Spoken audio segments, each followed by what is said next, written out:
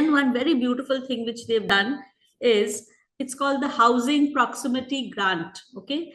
So what they have done is, they realize that if older people and their families live together, okay, then they're automatically healthy. Like I said, no, family first. Living together with your family promotes health. And obviously, if you are healthy, healthcare expenses also goes down. Okay, because everywhere it's not possible to have so much healthcare and hospitals and medical bills, and it's a huge expense. So if you don't want to spend that kind of money, what do? You stay healthy, right? How do you stay healthy? By having your community, having your family together. So what they did was, they had a policy where if you bought a house closer to your family, okay, to your parents, or the children bought a house which is closer to their parents, or the parents bought a house which is closer to the children, they were given a huge sum of money, just like that. So what happened is, this prompted people to shift and buy houses near their parents and closer to the family. So what happens if there's any problem, health problem, instantly the family is there to take care. Isn't this idea so brilliant? See how just through policy, they are forcing and nudging people to do the right things. They are not telling those people, you should be doing this. They have subsidized and made laws like that, that people are automatically shifting towards their families. Plus, they have a housing complex for the age of people above 55, which is like a sandwich, where on top they have a terrace. Then they have the top floor is where the old people stay. Then they have another floor where the others are staying, and down in the last section you have supermarkets and everything. So automatically those people have to climb downstairs, go up, there is movement. They go to this terrace and they are doing gardening, and they are walking in the green. So these are all things that have been done by the government in order to replicate a blue zone where you're eating healthy, where you have sense of, and plus it has 350 parks, if I'm not mistaken.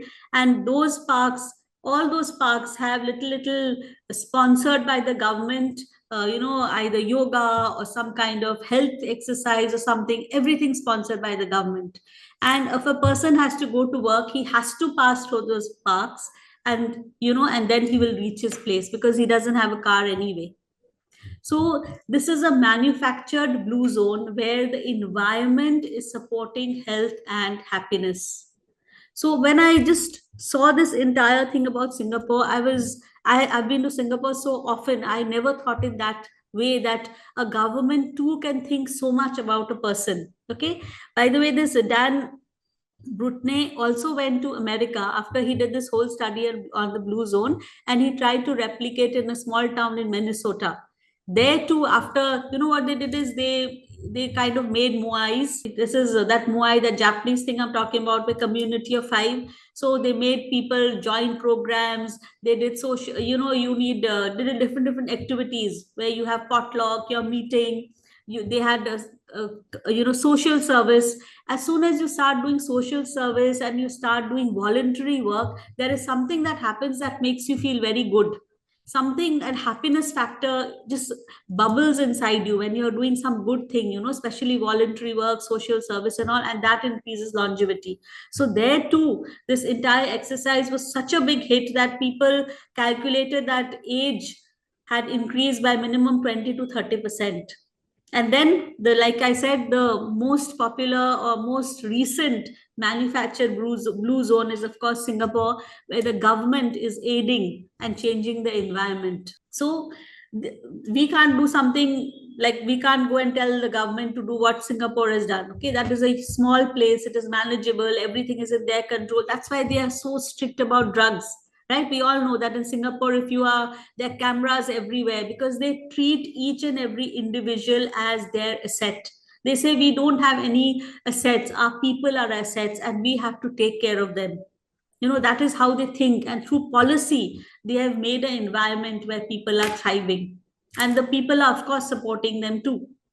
So now, as individuals, tell me, as individuals, as part of this journey with gratitude, you as a human being, what can you do in your own capacity? That is my main thing. In your own capacity, what can you do in order to become a member of a blue zone and kind of create that environment in your community? Trust you me, there are so many things you can do, right? If you actually think about it and set the intention, that ठीक है मेरे को भी कुछ करना है. Number one, I'm going to start walking and I'm going to tell my friends, you can be that one person who can help the other one, right? So instead of walking alone, you find that friend, reach out to people. You cannot live alone. You have to network, but do it for the right reasons.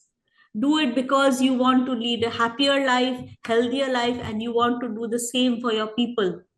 And the kind of satisfaction you will get is a different level, right? You can make this your ikigai, that from now on I'm going to follow these 9 patterns. I'm going to share these slides with you so you all can go in full detail with it. Okay, I am going to do something more than this. Okay, so I am going to, number one, naturally I'm going to move, I'm going to inspire my husband. I'm going to do it first. Okay, I'm going to eat plant-based food. I'm going to cut down on my meat. And it is a fallacy, or it is a misnomer that only non-vegetarian foods are healthy or are protein givers. All plant-based diet, you'll find thousands plant-based diet. I'll share a few. That is something which leads to healthy life.